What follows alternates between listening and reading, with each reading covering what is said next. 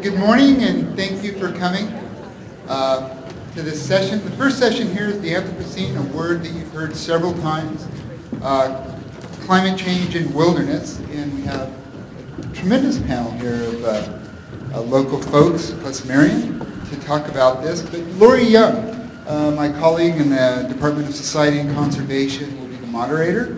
And just so you know who Laurie is an associate professor of natural resource, social science, and the director of the Resource Conservation Program in the College of Forestry and Conservation at UM. She teaches courses on wildland policy, political ecology, and climate change in society. Her research examines the way communities and public land management agencies navigate and respond to environmental change. Her most current work focuses on how private and public land managers think about the uncertainty in the context of climate change adaptation. And Laurie was also the previous director of the Wilderness Institute. So welcome Laurie, and she'll introduce the rest of the panelists. Thank you, Dane. Can you all hear me? Sounds like the mic's on. Great. Okay, well, we have two speakers this morning and two discussants. And I'm going to go ahead and introduce our speakers. They will both provide about 15, 20-minute presentations. And then we'll have questions and dialogue within the panel, and you'll also have the opportunity to ask questions and join in that dialogue as the audience. And so first, our speakers. Peter Landres is an ecologist with the Aldo Leopold Wilderness Research Institute here in Missoula, Montana. And that's the only federal group that's solely dedicated to wilderness research in the country. Peter has a PhD from Utah State University, and he works daily with managers to help them identify critical wilderness research needs to improve wilderness stewardship. His job is basically to develop the knowledge, strategy, and tools to improve the ecological management of wilderness areas throughout the United States. And he focuses, his current work focuses on managing and monitoring wilderness character, guidelines for scientific activities in wilderness, and helping managers figure out whether to do active ecological restoration in wilderness or take more of a hands-off approach. And our second speaker is Marion Hourdequin. She's an associate professor of philosophy and director of the environmental program at Colorado College. She has a PhD in philosophy from Duke University. Many years ago, she was fortunate enough to work here in Montana with Peter and the Aldo Leopold Wilderness Research Institute. And Marion's current teaching and research focus on environmental philosophy, ethics, and comparative philosophy. And her recent projects include work on the ethics of global climate change and the social and ethical dimensions of ecological restoration in complex landscapes, including former military sites. So Peter and Marion are going to go ahead and present, and then I'll introduce our discussants.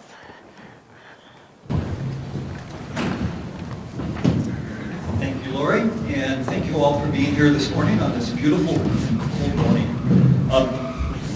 I'm going to pose a series of questions to myself, and then I'm going to answer those questions.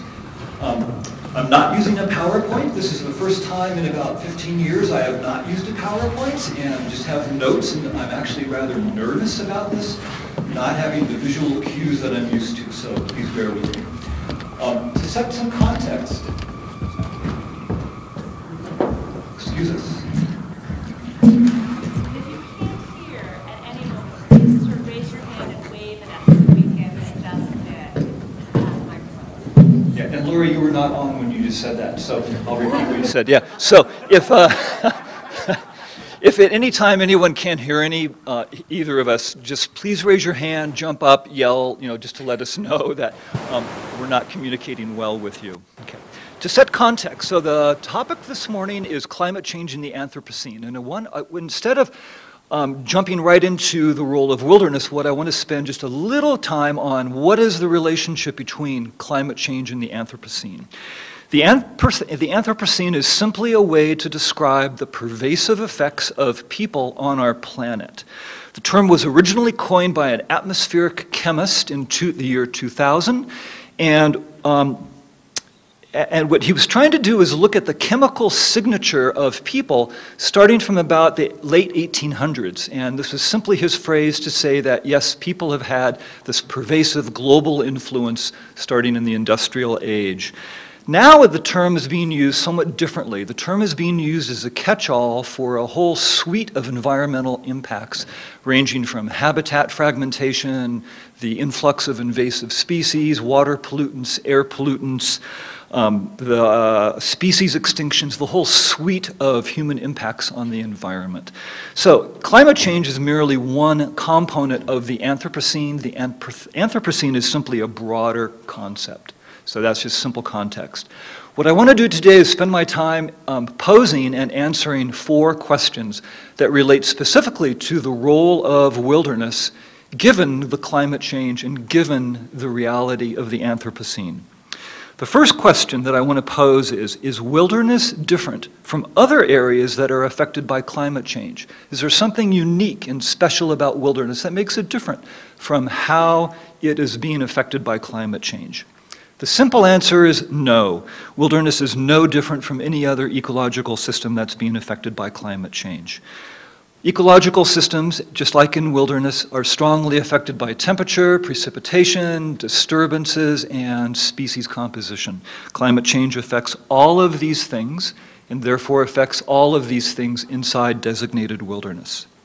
However, wilderness is radically different from all other areas in something else, in our potential response to climate change. By law, wilderness is unique from all other areas from the legal mandate to be untrammeled, or simply to let nature be, to let nature play out as nature wills, even though nature is under this pervasive influence of climate change and the Anthropocene.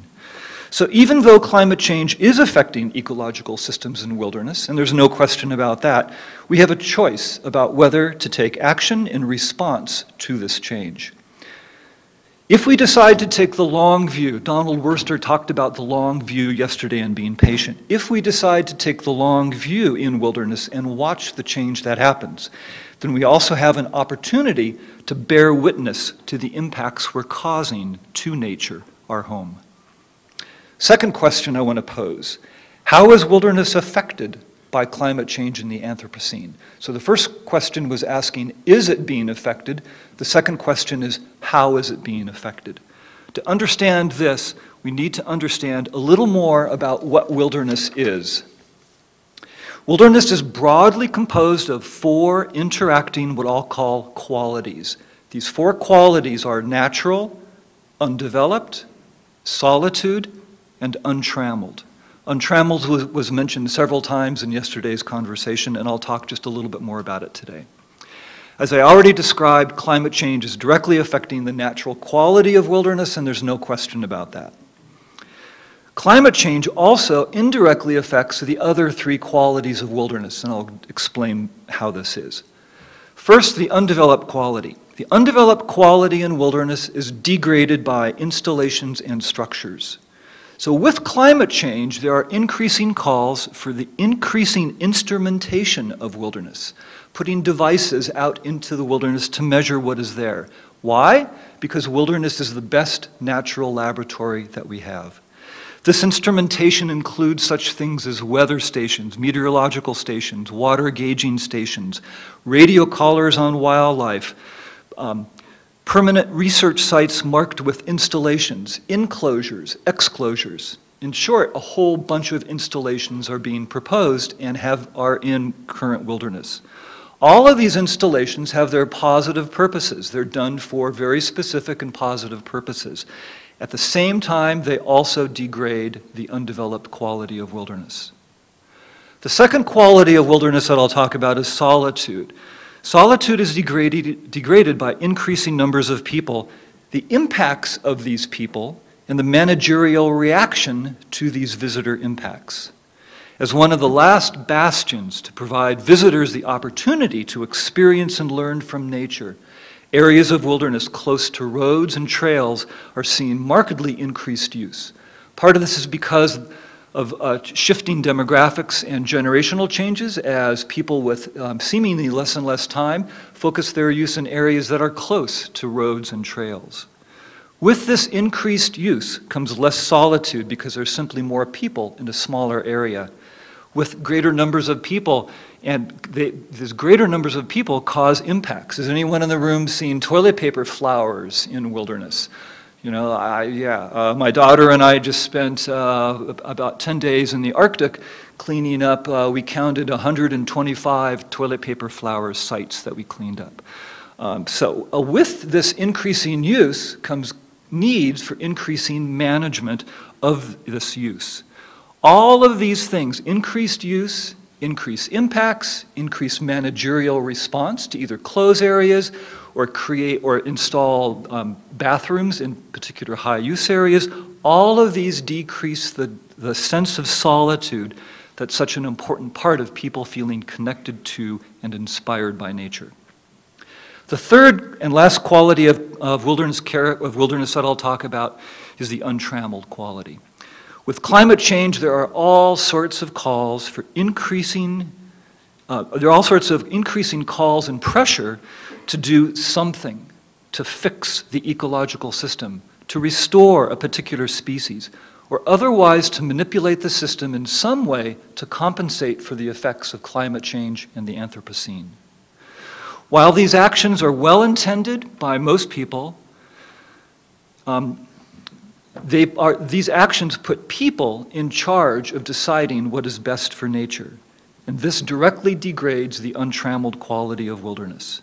For example, I'm going to run through a bunch of examples. Should we stock non-native fish in wilderness to provide fishing opportunities? We know that recreation fishing is a great source of inspiration for a lot of people in wilderness. Should we stock fish in wilderness lakes to provide these opportunities? Should we stock fish that are native to the region but don't currently occur in the wilderness because the wilderness lakes were de-fished by glacial epochs 11,000 years ago? West Slope cutthroat trout in Montana is a case in point. It's a regionally listed species. It's being threatened. There are proposals to stock West Slope cutthroat trout in wilderness lakes, even though those lakes have not had fish in them for the last 11,000 years. Should we provide artificial water sources for desert ungulates? Desert ungulate populations are suffering from a series of causes, from a series of problems. There are lots of different wilderness units that have provided artificial water. The artificial water sources, in turn, end up bringing animals together that formerly were rather dispersed. We're seeing increased disease rates now in these species. And predators have figured out where the ungulates are now occurring. Gosh, imagine that. Should we reduce predator populations to increase populations of other species for sport hunting? Common occurrence from state fish and wildlife agencies in the Rocky Mountain West. Should we reduce predator populations that take individuals of a species that is listed as threatened or endangered? Interesting case study in the Oregon Islands wilderness managed by the Fish and Wildlife Service, a listed species of common mure, a seabird. With increasing bald eagle populations, bald eagles have been delisted as an endangered species several years ago. Bald eagle populations are increasing throughout the Pacific Northwest, and here's all these seabird eggs sitting around. And common mures are very sensitive to disturbance, so they're being harassed by the bald eagles, the eggs are being eaten, the common mures are abandoning their colonies. There are proposals to reduce populations of bald eagles now. Should we be doing this in designated wilderness? All of these manipulations are being considered for good intentions, and all of them degrade the untrammeled quality of wilderness. As Donald Worster pointed out yesterday, the word pristine is not mentioned in the Wilderness Act. The goal of wilderness is not to maintain particular species. The essential goal is to let nature be, watch and learn what happens. Third question I'd like to pose. Does climate change mean that wilderness no longer exists? Well, assuredly not. Wilderness still exists. Because of the Wilderness Act, we have large areas that are permanently set aside by law. Climate change is definitely affecting the natural quality of wilderness, but it does not alter the existence of wilderness. We now have the opportunity to watch climate change as it plays out in systems that are not intentionally modified or manipulated by human desires and whims. The only thing we need to do now, and this is very hard, is to be patient, take the long view, show humility and restraint in the face of incredibly complex and chaotic forces that we have very little understanding about. And we can also watch and learn from these changes that are occurring. The last question I'd like to pose, and I think this is the key question for this conference, is wilderness an anachronism in the Anthropocene? Is wilderness merely an idea, a concept that had its heyday, had its usefulness, had its purpose long ago, but given the Anthropocene is no longer relevant? My answer is hell no. In fact, because we are in the Anthropocene, wilderness is more relevant and important than ever before, and we have an increased, not decreased, responsibility to protect wilderness and the values and benefits that are derived from wilderness. The first sentence of the Wilderness Act states that wilderness is needed because, and then it lists a whole bunch of things. This is really interesting. Wilderness is needed because of increasing population, and these are quotes from the Wilderness Act, expanding settlement, growing mechanization, the occupation and modification of the United States. Sound familiar today? You bet. This wording was written largely in response to the expanding network of roads and the increasing commodification of nature back then. The wording, I would strongly suggest, is more relevant and important today than even when in 1964 when the Wilderness Act was passed. We derive many values and benefits from wilderness, and it's important to understand these to understand the relevance and importance of wilderness in the age of the Anthropocene. There are many different people who have come up with a variety of schemes for categorizing values and benefits. My personal scheme is what I call the 4 E's: ecological, experiential, economic, and ethical values and benefits that we derive. And let me explain a little bit about each. So the ecological value is self-evident. We've been talking about that for a while. Wilderness offers a sanctuary, a place where ecological processes and evolution can unfold without people intentionally determining their course. It's the only place where this happens, by law. What is less evident, and just as important, is the ecological understanding and learning that we can derive from this wilderness. The experiential value is also self-evident. This has been the focus of wilderness recreation for a long, long time. Wilderness offers the opportunities for people to experience the rawness of nature and to be healed by this rawness. Social science literature is filled with examples of the benefits people derive from wilderness experiences. What is less evident and just as important is the opportunity wilderness provides for people to feel connected with something larger than themselves, to feel inspired, to feel enlivened, to feel dependent and interdependent on the larger world of which we're a part. The economic values of wilderness are just now beginning to be understood and quantified.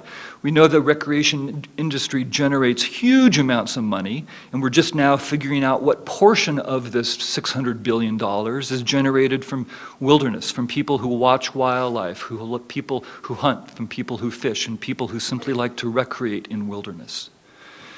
The ethical value of wilderness is perhaps the least evident of all, and in my opinion, perhaps the most important. Most of the speakers at this conference yesterday talked about the ethical value, so I'll be brief. Yesterday, Donald Worster talked about higher altruism. Holmes Ralston talked about three-dimensional people. Christopher Preston talked about an ethical imperative. At its root, at its core, wilderness is about the connection and relationship between people and the land. Howard Zonheiser, the primary author of the Wilderness Act, said it best. He said, quote, "To know the wilderness is to know a profound humility, to recognize one's littleness, to sense dependence and interdependence, indebtedness, and responsibility. So, in my view, wilderness always has been fundamentally about ethics, about who we are and our place in nature, about caring for others, about accepting the consequences of our actions, and about taking the long view. A few closing thoughts. Because of climate change in the Anthropocene, we have some profound choices that we as a society, as a people, as a culture are now facing. Climate change in the Anthropocene will push or force societal discussion about all of the issues that have been talked about and will be talked about at this conference. I'd suggest that we need to embrace, not shy away from this discussion, because it's an opportunity to have a deeper and more nuanced conversation about the role, value, and benefits of wilderness in our society. Wilderness is the best and most important place to establish and nurture an ethical foundation of wilderness, and we desperately need this for the future. In terms of this ethical imperative, I'd like to suggest that there are three especially important things to think about as we move forward into the era of the Anthropocene. We need to develop and nurture humility and restraint. We need to be guardians, not gardeners. We need to accept the moral responsibility for the havoc we're wreaking on nature. Let me close by simply asking a question and answering it quickly. Is wilderness relevant and important in the Anthropocene and to our future? Hell yes.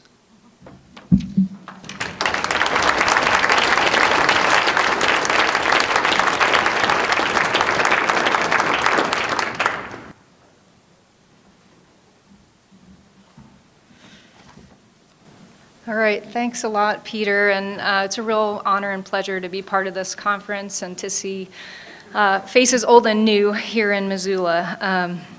So thanks to the organizers for including me. Okay, so I'm an environmental philosopher, and Peter set me up nicely by talking about the importance of ethics in wilderness, and I hope to offer a philosophical perspective on the Anthropocene, climate change, and wilderness today. I'm probably going to end up focusing a bit more on the Anthropocene and wilderness than on climate change specifically, because in some ways, although I'm generally quite worried about climate change, in some ways I'm more worried about the discourse surrounding the Anthropocene as a threat to wilderness than I am about the impacts of climate change, because I think, as Peter suggested, if we take the long view, wilderness ecosystems can, in some sense, survive climate change, but whether they can survive the kind of managerial impulse that's being sort of promoted by boosters of the Anthropocene, I think is something we should be worried about. Okay, so philosophers like to talk about concepts, so rather than talking about real people, we like to talk about our concept of persons, and rather than talk about real wilderness, we're sometimes tempted to talk just about our concept of wilderness. But I think the real power of philosophy lies in exploring the way concepts and ideas intersect with actual things, actual lives, and actual institutions. So my hope is to work at that intersection, although I confess I'll probably talk a fair bit about concepts. Before turning to that, I just want to show a couple images. This isn't that I think have something to say in relation to our concepts of wilderness and the Anthropocene. So this is a picture of the Maroon Bells in the Maroon Bells snowmass wilderness not too far from Aspen. And these are going to be two photos from National Geographic that they did an essay, published an article in 2011 on the Anthropocene, and accompanying that essay were a number of photos. This is a photograph of Dubai, capturing one conception of the Anthropocene. And here are oil fields in California, also capturing a conception of the Anthropocene and what it means for us. Okay, so keep these contrasting images in mind as we move forward. Okay, so I want to suggest that all three concepts on the table today, wilderness, climate change, and the Anthropocene, are bound up with the idea of nature and naturalness in ways that generate conceptual and ethical challenges. All three of these ideas, at least as they're often understood, make implicit or explicit reference to an idea of nature as independent of and unmanipulated by humans. So climate change, I think, implies some kind of natural baseline, the climate as it was or as it would be had it not been influenced by humans. The Anthropocene refers to, as Peter mentioned, a new geologic era in which humans pervasively influence the planet and in which the Earth is no longer natural. People made reference to Bill McKibben as one of the first people who tried to make this point that nature is over. We've reached the end of nature because the human hand is sort of overall. And global climate change is one of the major processes, but not the only one that's purportedly transformed the Earth from a natural to an unnatural or post-natural state. Now, unlike climate change and the Anthropocene, which are set in opposition to the natural, wilderness is supposed to embody the natural. So wilderness refers to land that is supposed to be untrammeled, natural, and even though it's not in the Wilderness Act, I think our conception of wilderness sometimes incorporates the idea of the pristine.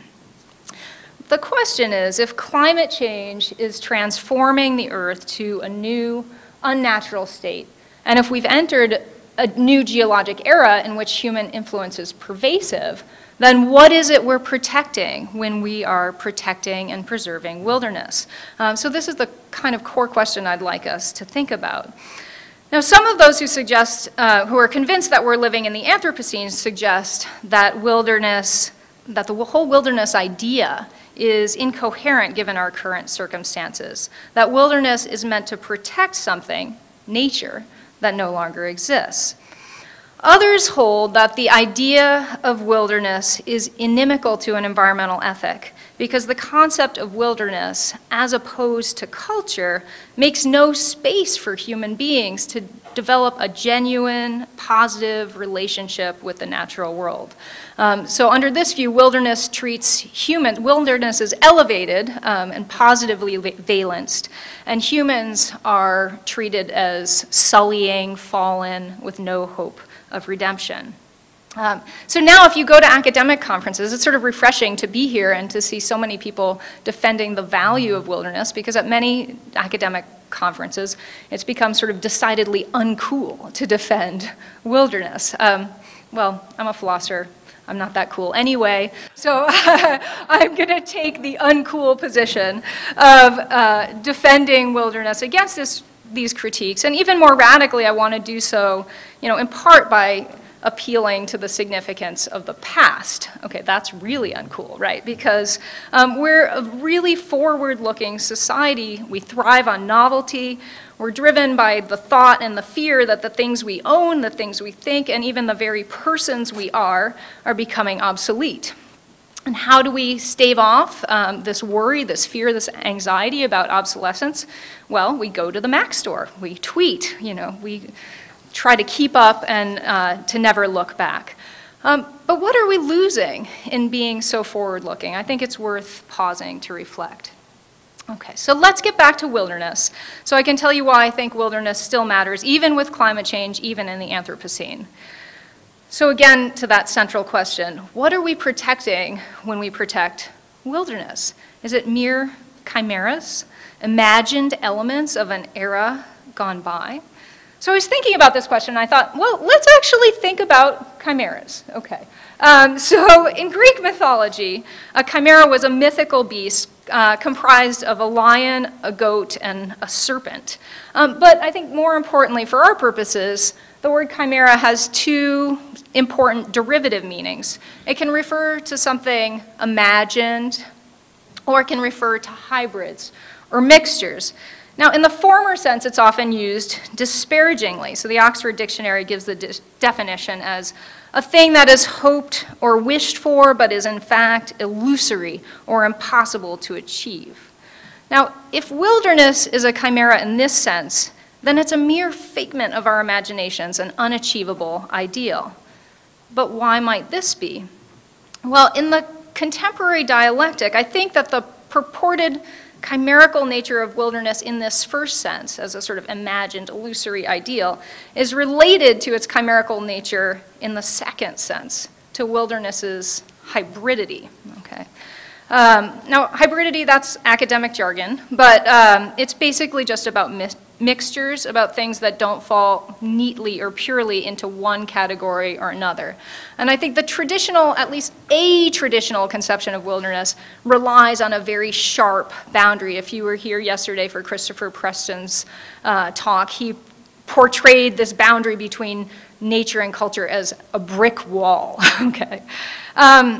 So with this in mind, I think one way of arguing against wilderness in the Anthropocene is this, and we can call this the pessimist argument. So the wilderness concept or wilderness ideal refers to pristine, pure, untarnished land uninfluenced by humans. Wilderness is pure nature. But there are no pristine, pure, untarnished lands uninfluenced by humans. As we all know, there are persistent organic pollutants in the Arctic. Climate change has influenced the atmosphere of the planet as a whole. So there's no pure nature. Well, if these two premises are true, then there's no wilderness, and our concept of wilderness refers to something that's non-existent. So wilderness is a chimera, a figment of our imaginations, an imagined, unattainable ideal. But in thinking about this, I thought, maybe we can turn this argument around. Let's accept that wilderness is a chimera. What then? Do we have to accept the pessimist conclusion that wilderness is incoherent as a concept and non-existent as an actual thing? So we can accept, I think, actually, that wilderness is a chimera in the first sense, in that it is an ideal, like peace or justice, that may never be fully attainable. And real on-the-ground wilderness, I think, is a chimera in the second sense, in that it always mixes nature with culture, human with wild, non-human animals and people, and so on. Wilderness is a mixture and a hybrid to greater and lesser degrees and in many different ways, and that is actually important, depending on the particular place. So I think that a clear-eyed view of wilderness protection in the 21st century will require acknowledging both of these points. Thus, in protecting wilderness, we're protecting chimeras both in concept and practice. And then, although the Wilderness Society probably shouldn't adopt this as a slogan for their next PR campaign. Okay. So I don't think it's very helpful to stop at this point and just say wilderness is chimerical. I think we need to say more. We need to acknowledge that wilderness is an ideal, but note against the pessimist that ideals can play a genuinely crucial role for us, even if they're never fully attained. And then what we need to do next is inquire into what kind of ideal wilderness is, can, and should be, and what we should do about the unruly fact that real wilderness doesn't quite fit into the idealized conceptual boxes that some have constructed for it. So in moving forward, I think we shouldn't let the controversies over the wilderness concept obscure the reality and the significance of the things that actually occupy wilderness areas. But I think it is worth asking the conceptual question, can we construct an ideal of wilderness that can make sense for an era in which climate change is altering the actual composition of wilderness ecosystems, and in which we can no longer deny all wilderness areas are in some sense, hybrids. Okay, so to answer this question, I think we need to talk about wilderness as it actually plays a role in human lives, animal lives, and the ongoing functioning of ecological systems. So think about a wilderness area that you've visited, and envision what's there and what it's like to be there. How does that place differ from this place, from New York City or Tokyo or Mumbai? Reflecting on wilderness and my own knowledge and experience of it, here are my own conclusions. Wilderness protects real creatures with real lives that matter to them and to many of us. Wilderness also protects functioning ecological systems, even if these systems change over time as climate changes, and even as these systems are threatened by encroachment by urban development, pollution, and so on. Third, wilderness protects wildness, places where humans are not in total control. And I think as Peter said a few minutes ago, this is really important in reminding us that humility and receptivity are important virtues. I think this is a particularly important counterpoint to our desire to kind of constantly make and remake the world without necessarily paying attention to what is already existing there that's of value. Fourth, wilderness can play a crucial anchoring role in our lives, and somebody talked about this yesterday in the economics panel at lunchtime. So in playing this anchoring role, wilderness connects us in important ways to nature, to one another, and to the past. And it provides continuity between the past, present, and future. I think one thing that's important to notice is that none of these things requires that wilderness be pristine or that it be completely free of human influence. But the distinctive value of wilderness does depend on some degree of naturalness. It's just that naturalness, I want to suggest, isn't something that once lost is gone forever. So we don't have to have this idea that once you cross to the other side of the wall, somehow there's no going back. So I want to give a few examples now, not of designated wilderness, but of wild places that exemplify hybrid chimerical nature, and that maybe can be instructive to us as we consider how to go on conceiving wilderness in the Anthropocene. Okay, so this is going to look familiar if you were here yesterday. It's a picture of Hourdequin in the Netherlands, not too far from Amsterdam.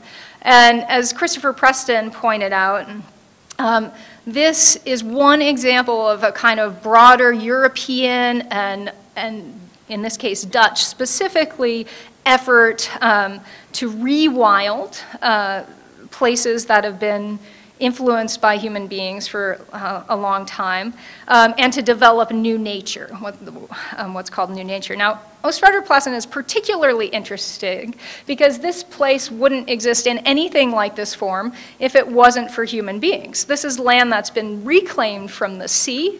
It was slated for development, but at some point it began to be colonized by lots of wetland birds, and its sort of natural qualities started to kind of rise up and become apparent, and they decided to actually transform it into basically a nature preserve, to introduce proxies for historic grazing animals that are now extinct. And my husband and I visited this place, and it's a genuinely wild place. I mean, it's not the Bob Marshall wilderness, but it's a really fascinating, interesting wild place. So I think the lesson from a place like this is that wildness and wilderness can emerge from human-created lands and from anthropogenic processes. But obviously, this place is radically different than it would have been had it been turned into housing developments. So there's something about the kind of human intervention here that's important. Okay. The second place is a place that's close to home, not too far from home for me, and where I've spent a fair bit of time in recent years. It doesn't look like this anymore, but not too far from Denver and the old Stapleton Airport is a old chemical weapons manufacturing plant called the Rocky Mountain Arsenal, now the Rocky Mountain Arsenal National Wildlife Refuge. This was a place that produced basically all the nasty chemical weapons that the U.S. ever made, nerve gas, VX, sarin bomblets, all sorts of stuff. It started in the 40s. In the 1990s, early 1990s, it looked like this. You can see very industrial. But they decided to decommission and remediate, and so this is sort of how it looked in the process of decommissioning, taking down the water tank, scraping away all those buildings. And today, All the buildings, pretty much, most of them, are gone. And it's been turned into a national wildlife refuge. And this is a place where they've reintroduced bison, where bald eagles live, burrowing owls, thousands of prairie dogs, many wetland birds. And they have a large-scale grassland, mixed grass, and short grass prairie restoration program. So I think, and this is not to gloss over the fact that there's still remaining contamination, and it's a very complex place with a very layered history. But I think one of the important lessons from this site is that wildness and wilderness, at least a form of wilderness, can exist in sites and return to sites that have these very complex socio-ecological histories, places that 20 years ago or 25 years ago, you never would have guessed could have hosted a herd of bison. Okay, so, I think what I want to suggest is that these places highlight the possibility of wildness even in the face of this hybridity. Now, but I want to contrast these places with a place like this, the Disney Wilderness Lodge. Eric Higgs, whom some of you I think know, has written about this place. And I think Albert Borgman might have something to say about it too, as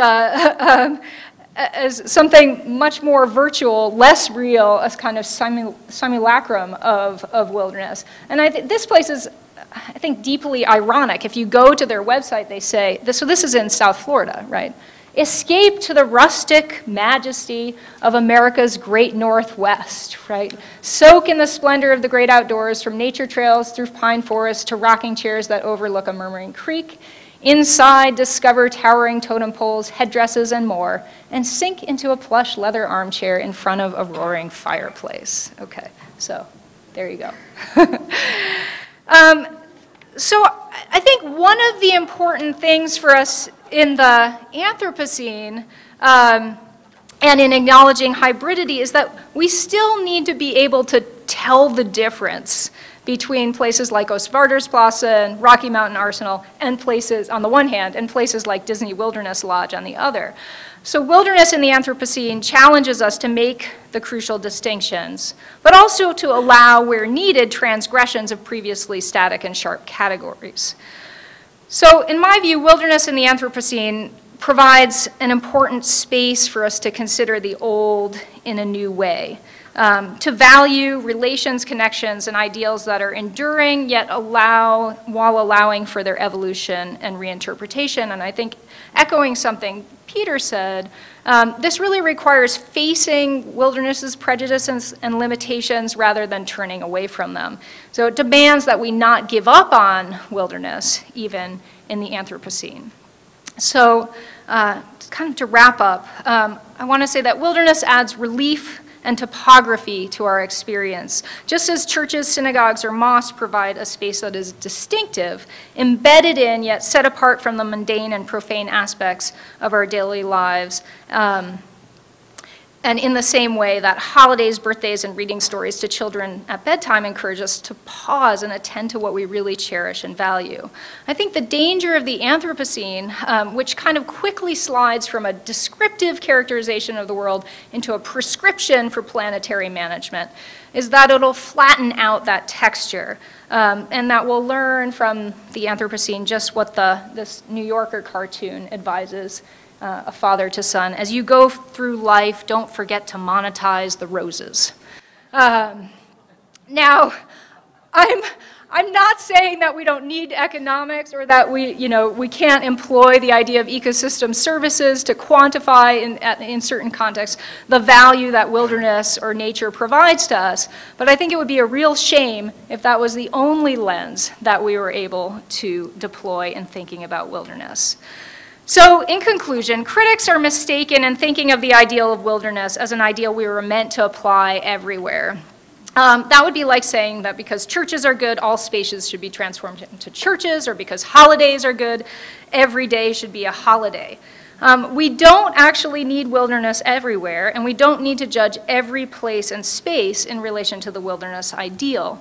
But there are things we can learn from wilderness: humility, receptivity, a connection to the past and continuity, even in the Anthropocene, that we still need to know. So I hope, that this boundary will continue to mark and demarcate an important place in our lives. Thanks.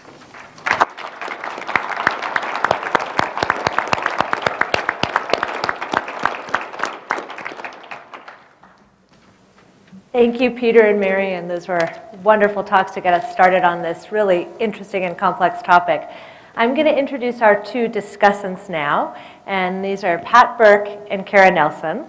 Pat has a master's degree in forest ecology and philosophy from the University of Montana. He currently teaches in the philosophy department in the Davidson Honors College here on campus and in the field with the Wild Rockies Field Institute. His work focuses on environmental ethics, in particular climate change ethics, as well as the philosophy of technology. He worked as a wilderness ranger and a trail crew foreman for 8 years in the Anaconda Pintler and Selway Bitterroot wildernesses. He says this was the pinnacle of his professional life. He was also the founder and president of Bitterroot Restoration Incorporated for 20 years. And Cara Nelson is an associate professor in the Ecosystem and Conservation Sciences Department here at the University of Montana. She also directs the Ecological Restoration Program here and chairs the International Society for Ecological Restoration. She has a PhD in forest ecosystem analysis from the University of Washington. And when she's not attempting to answer all of her emails, her research focuses on ecological processes and their application to restoration of terrestrial ecosystems. And more specifically, she and her students look at ecosystem responses to disturbance, the efficacy of and ecological impacts of restoration treatments, and the conceptual basis for ecological restoration. So our discussants are going to pose a series of questions for Peter and Marion, our speakers. And we'll have some dialogue where they get to respond, and then we respond, and then we'll also invite you to respond to the topics that are brought up by the panel. And then at the end of the session, if we have some time, you can raise additional questions that haven't been covered, or additional topics that haven't been covered yet. So, Pat, everyone has their microphone on, right? I think so. Great. Okay. Well, for either Marion or Peter here, there's been a lot of discussion at this wilderness conference about the ethical imperative of wilderness. And one way to think about that is that we as humans have an ethical imperative to care for, to preserve, perhaps even to manage wild areas that still remain. However, I'm interested in whether you see the experience of wilderness as teaching us as human beings something of ethical importance. Does it teach us something about how we should perhaps speak and act, how we should actually live in the Anthropocene? Is there something specific that it might teach us about kind of our responsibility in our lives in the Anthropocene? Go ahead, I was just talking. Yes. Yeah, the answer is yes. Yeah, I think Marion and I both touched on this pretty strongly. One of the things that I think it's easy for us to do is, because wilderness is right now relatively away from most people's daily lives, because we're in a room like this, we're in our homes, we don't see it. And so one of the things that I think it's easy to do is sweep the impacts to wilderness under the rug, under the proverbial rug. And that's why one of the things that I was trying to highlight in my comments it's a place where we need to and can accept responsibility for our actions. So it's easy to say, gosh, we're losing species. But to be able to actually honor, and this is going to sound weird and probably brutal, but to honor that loss of species in designated wilderness and accept our moral responsibility for that. I think that's huge, to recognize it, not sweep it under the rug. So basically accept consequences of our actions, both personally, and everybody who's been in wilderness knows that when you're in a wilderness, you take direct responsibility for your actions in the short term. Whether it's walking, when you see a grizzly bear, we have an opportunity to take action and accept responsibility in a very quick moment of time. And the moral side is a longer view for accepting that responsibility. So I think those are direct, tangible things that we can do right now. Yeah, and I guess I'd just briefly add, I mean, I would affirm everything that Peter says, and also say that I think sometimes people, thinking about wilderness in this kind of dichotomous way, criticize wilderness as a kind of escapist ideal, right? It's like where we sort of go to escape the terrible city and all the bads that are there. And I think we can see wilderness as a place where we go to have some distance from other parts of our lives without seeing it as escapist in a problematic way. I mean, so I think one thing that wilderness can allow us to do, which we can do in other ways as well, but is to gain reflective distance on our lives. So to step back for a moment, and the contrast, I think, can be really instructive. The contrast in the pacing of our lives, the contrast in the actual physical setting and how it differs from the physical setting in which most of us spend many of our days. And so there are important aspects, I think, as Holmes Ralston, he's here somewhere, pointed out yesterday, the urban, rural, and wild are all sort of important aspects of being three-dimensional persons, and wilderness occupies one place that allows us to sort of understand how we might be in ways that are sometimes backgrounded in our urban existence.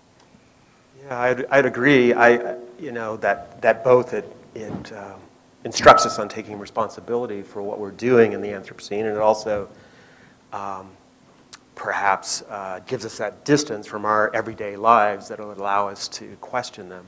But I wanted to also, if like in a really positive sense, it might give us indications of an alternative conception of the good life. I think, following with what Albert Borgman has said, our contemporary implicit conception of the good life is kind of one of hyperconsumption, and whether there's some kind of contribution to our understanding, a positive understanding, an alternative understanding of what that good life might be from that experience of wilderness.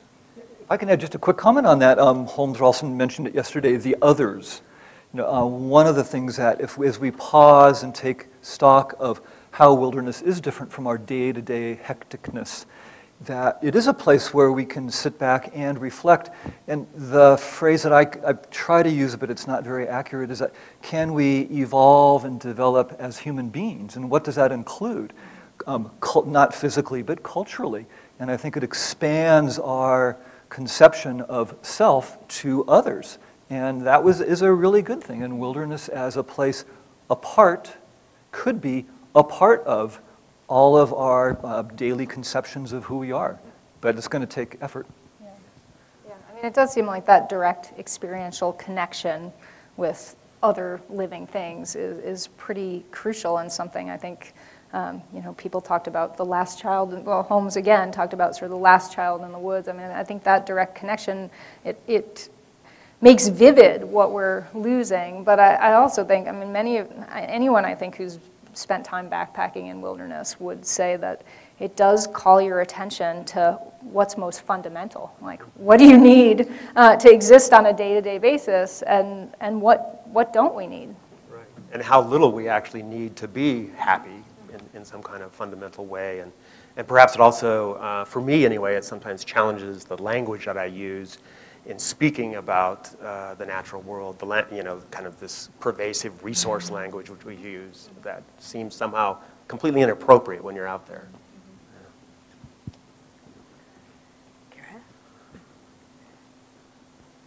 Oh, does the audience have anything that you want to contribute to this part of the conversation? We're going to shift gears to a different theme, but if there's anything you want to ask or say about this piece of the discussion, please let us know. Hey, Laurie, do we need a microphone up front, or do we not need that? There's one coming. Okay. Thank you.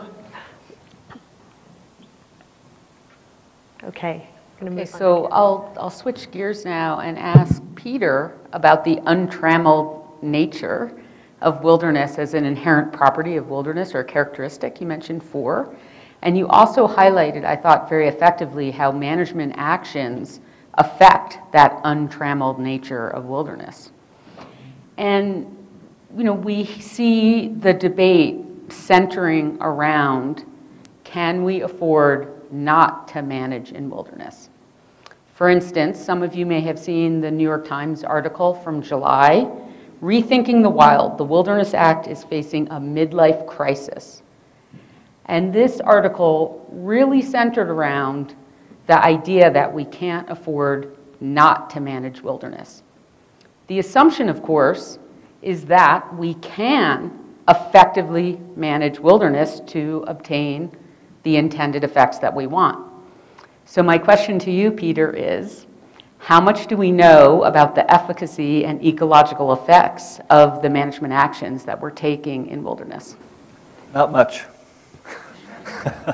And I think Marion said it more succinctly than I did when she said that with the big concern is with the Anthropocene close on our heels or in the midst of it, is that the managerial mindset is to do things. That is what managers are hired to do, is to do things. And in wilderness, it flips it all around. And so managers are never, and I don't mean to speak for the managerial community because my job is as a scientist, but I do interact with managers pretty almost on a daily basis, so I think I can speak somewhat, is that in a performance review, managers are not graded on how much they have not done. And in wilderness, that should be the default position. And so the question that you're asking, Cara, gets right into how much information do we need to be able to take action within wilderness?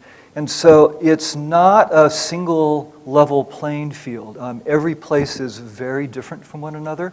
It is highly situational dependent. The example that I raised with the common mure seabird that's on listed species status, being threatened by bald eagles. So do we know enough about bald eagle interactions with common mure to be able to reduce bald eagle populations? I have no idea. I mean, I honestly don't. What scares me is the presumption of adequate knowledge, and I think of how many times, dozens if not hundreds of times, that we have taken action with absolutely the best of intentions. Absolute, no question about it. Classic example is DDT. The Swiss chemist who invented DDT was awarded the Nobel Prize in, I think it was chemistry, because DDT was developed as an anti-malarial thing to control malaria. It was a great thing at the time, but now only after did we learn all of the unintended consequences. So my fear in wilderness is that, like Marion said, we have this complex topography of land management categories. And if we want to do experiments based on our lack of sufficient knowledge, let's do that outside of wilderness. And when we are confident that we have sufficient knowledge, and I don't know what that means, sufficient knowledge, but when we're confident enough to take action in wilderness, and the need is high enough in wilderness, and I think for listed species and threatened and endangered species, changes that playing field and increases the need for action, then let's go do that. But we need to be operating with the basis of profound humility and restraint. Marion, do you want to add anything? I mean, I think the only thing that I'd add is that that wilderness management is actually a distinctive form of management, right? So, and this idea of using the minimum tool, trying to restrain the type of management and the way in which we engage management in wilderness, that's really important. I mean, I think that's really important in retaining a sense of possibility in our approach to management more broadly. So I think there are lessons there for thinking about management doesn't have to be putting things exactly where we want them all the time. So I think wilderness can be an important model in that sense.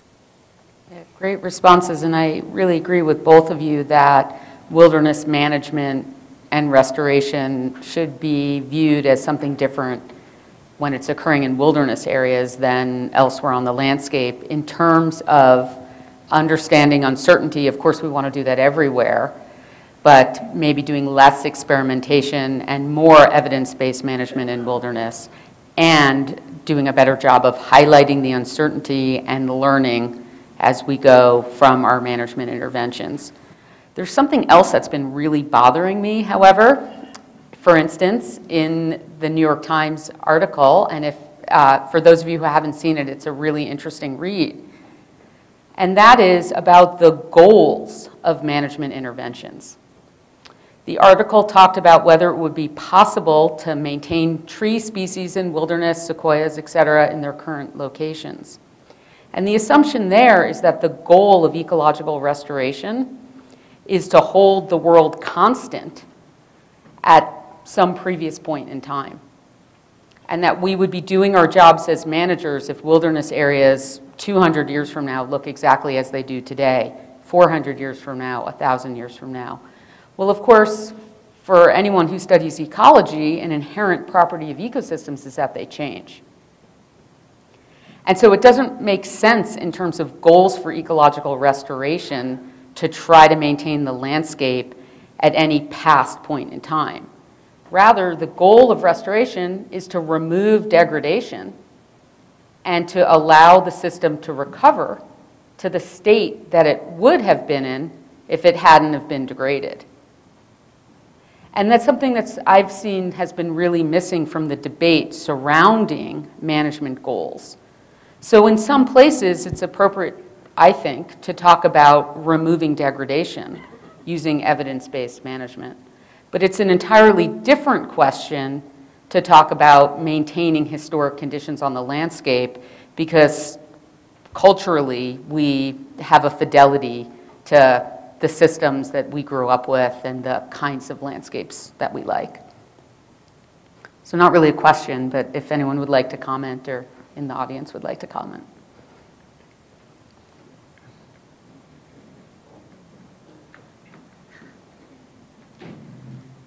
Well, my first comment is amen. Well said. But I didn't hear the word process. I heard it a few times, but not as much as I thought I might. We're not preserving wilderness as museum, wilderness as 1492, but we want dynamic processes in place. And in that sense, we manage, if you like, to restore, but not to restore to a previous state, but rather to restore ongoing dynamic processes. Maybe hands off. We manage to keep these natural processes functioning. Now, in that sense, you might say what we want to do is move to global levels exactly what we're doing in wilderness, to manage in such way that the earth keeps its ongoing dynamic processes. Life is a marvelous thing. Life has existed in all the sorts of climates between equator and poles. Life figures out how to continue in very diverse environments. Yes, the climate change is going to produce differences. And some things can adapt easily, they migrate. Some things can't adapt easily. They are trees whose seeds do not travel far. But climate change is not likely to give us a world that exceeds the extremes from Arctic to poles. And life has existed in all those kinds of diverse environments, and it's likely that life can continue to exist in dynamic ways in any sorts of environments, I think, that we can foresee. Can I add just one thought? Yeah, so in one of the things that we're trying to articulate, Holmes, is in wilderness of all places, the goal is to allow evolution to be unfettered by human drives and desires. Simply put, process. Peter, I'd respond to that and say, you know, aren't we kind of looking at this notion of that we're in wilderness, we do not manipulate it with blinders on, because in fact with the Anthropocene, global climate change, we are actually in fact manipulating all wilderness areas everywhere on the earth. And so to say, well, we're going to maintain the untrammeled character of the wilderness is to kind of take a, you know, some people have told me, well, we just have to grow up and acknowledge our responsibility for what we're doing out there and take charge, because, you know, in fact, we are changing everything, so we have this responsibility to start to manage everything. And how do you guys respond to that? Let me respond, but let's let Holmes... You know, what are you managing for? Once again, you may manage to keep the biosphere, providing the life support system that the planet continues. These global managers are not likely to replace photosynthesis as a basic sort of life process, for example. They're going to want to manage to keep the life support system going. Now, I do think you can't think in long-term evolutionary systems. I doubt that there will be in the future the evolution of new forms of mammals. I think we've gotten past that stage on the planet. We have to accept that.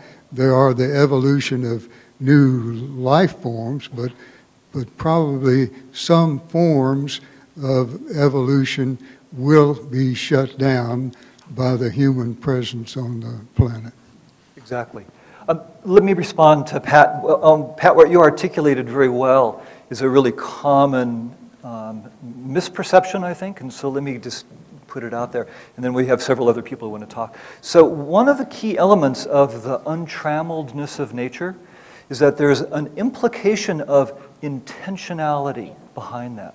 So global climate change is pervasive, it's global, it's regional. Even before we had the word Anthropocene, invasive non-native species were spreading all over the place. Not by intentionality, but by what was happening. So what we have a choice in wilderness is to let the area be and accept that there are these pervasive changes that are going on, and it's about our choices for the future. What choices we as the management and scientific community choose to take for the future, accepting that these areas are definitely affected by global and regional effects. This goes back to that kind of original question and your answer, Peter.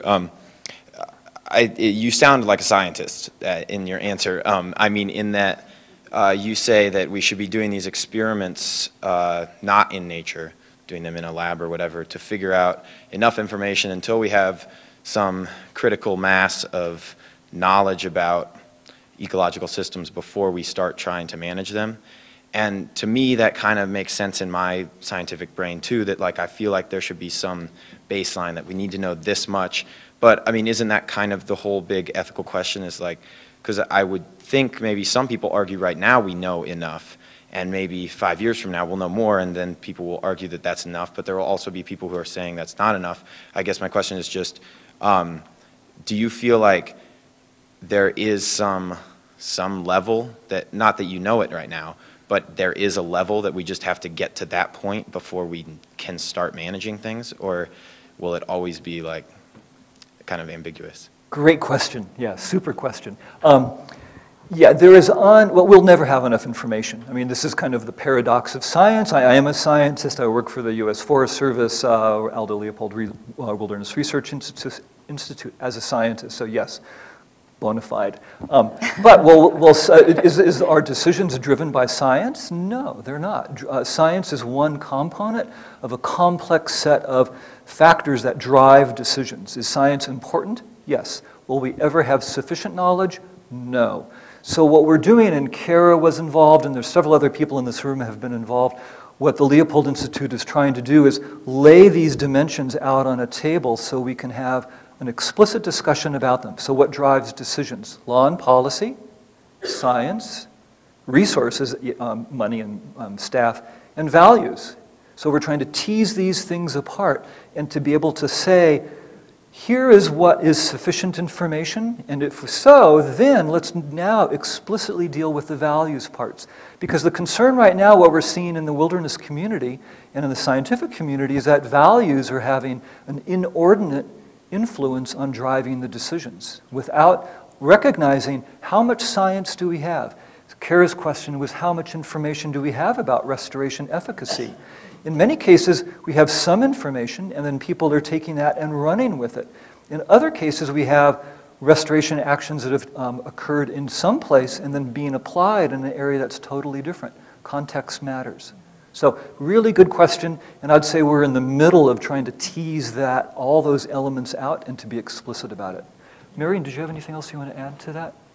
No, I was just going to, I mean, something small is that, I mean, I think what I understood Peter to be saying in part is that maybe that not necessarily do we have to do all our experimentation in the lab, which ecologically is probably unrealistic, but maybe there are other types of lands outside of wilderness that would be more appropriate sites for experimentation. And I think, I mean, this is something that's being refined, but the whole idea of adaptive management, where we sort of we try something out, you know, maybe on a small scale. We look at what happens, we evaluate the results, and then we kind of recursively go back and adjust our management. It's, I mean, that has the potential, interpreted in a certain way, to be a sort of management with humility, because it doesn't assume in advance that we know precisely what the outcomes will be. Let me offer... I want to add just one thing as someone who works on studying the efficacy and effects of restoration treatments along with my students. And my entire career in this area has been one of thinking, I must be wrong. Because for so many management actions that we take, we really have very, very little information. And in some cases, not even a single study that's been done anywhere in support of what we're doing. So for some types of activities, we have strong evidence, but for much of what we're doing on the landscape, we have very, very limited evidence, clearly not across that bar on the low side of the gradient. And it's been fascinating to me to see the piece about how, the piece that's missing uncertainty, you know, in the conversation. I met with the author of that New York Times piece when he was working on it, and you find no more classic case of an author a reporter who came to his subject with his mind made up, and I could not dissuade him. And to me, the lesson that I drew from that, and I thought it was a terrible article, created a completely false idea, as you all have been discussing, is that it suggested that somehow or other we could somehow keep these wilderness areas, large and small, as islands protected from the impact of global climate change, which of course is ludicrous. And to me, the defeat in that is that it disarms people from saying we've got to tackle the issue of global climate change as a whole, and one benefit of doing that will be to protect our wilderness areas if we can succeed down the line, let alone survive as a planet. So, thanks. I couldn't be here yesterday afternoon because I had to moderate the student faculty seminar of the Presidential Lecture Series and the Philosophy Forum. And on that occasion, Alan Wolf gave this wonderful presentation titled, Why Diaspora is Good for the Jews. And I thought he was talking about the same thing as Marion. And the point of his talk was that there's what he calls the lachrymose history of the Jews. It's all over. So that was the pessimist view that Marion presented. And he thought that there's much material now to support the lachrymose view, because the certain events that were thought to be crucial for the identity of Jewish identity are receding into the past. The Holocaust, the founding of the State of Israel. He didn't talk about the long ago disappearance of the shtetls and these communities. And he, in the face of all this, he says, no, things are good. And pointed out that there's a new, vibrant literature written by the next generation, the current generation of young Jewish people, that the fact that they intermarry a lot with Gentiles has not led to the end of their celebrations and the character of their families. And that's what Marion said about the wilderness, that yeah, these old truths are gone, but new horizons open up. And that connects to a point that Pat made, and that is, if you accept what Marion says, and I do, and you take up the challenge that Pat posed, and I think that we should accept, then one thing that should be done in addition to all the wonderful things that have been done here with this impressive subtlety of insight and distinctions is make connections to the rest of the culture to see that what Alan Wolfe is talking about and this wonderful optimism combined with profound knowledge of what's going on applies to the wilderness, you know. And it applies to people trying to recover and reconstitute all kinds of the most hopeful things in the culture. So perhaps saying why the Anthropocene is good for the wilderness is a little strong, but I think we should at least keep that in mind. Thank you, Albert. So we only have a few more minutes, unfortunately, and I see there are a lot of people who would like to say something. So if you all could say something very quickly, and then I'm going to give all the panelists one more opportunity to say any very brief closing comments. I'll keep it very short. I was wondering about a very specific question related to that earlier comment, can we afford not to manage? And that's fire, particularly on our western forests. And particularly the fact that with fire, we have such high fuel loads in our western forests because of beetle kill, because of climate change. And of course, if a fire gets hot enough and big enough, it's not going to, we won't be able to stop it. And so is that a specific question that we need to address, that fuel loads could get to the point where we could sterilize the soil in sensitive areas? I just would be interested to hear your thoughts on that. Well, I think we have a pervasive view across the West that we have issues with fire that extend across all forest ecosystems. And while it's true that some of our forest ecosystems, maybe about a quarter of the 13 western states, are characterized by frequent low-severity fire, and high-severity fire in those systems is truly a threat. For many of our wilderness areas, they're at higher elevation with other types of forests characterized by high-severity fire. Low-frequency, high-severity fire. So for those systems, you could consider the risk of catastrophic fire as much less than areas outside of the wilderness landscape. And that's not entirely true, and Peter, I'll ask you to add your comments, because I'm not sure the distribution of forest types across wilderness areas, but it's something to keep in mind. Yeah, I want to make just a general comment and not go into any detail at all. Yeah, fire has been a huge issue. It's one of the issues that propelled this whole discussion about what are the goals of managing wilderness. And there are several people in the room, Dave Parsons, Dave Campbell in particular, and there's probably others, who started this discussion in the early 1970s. And so the whole notion of fire, the role of fire, gets back also to what Cara said earlier, is stop the threats. Well, you know, the suppressing fire is a threat. to these systems. So this discussion has been ongoing in wilderness for a long time. Do we have all the answers? No.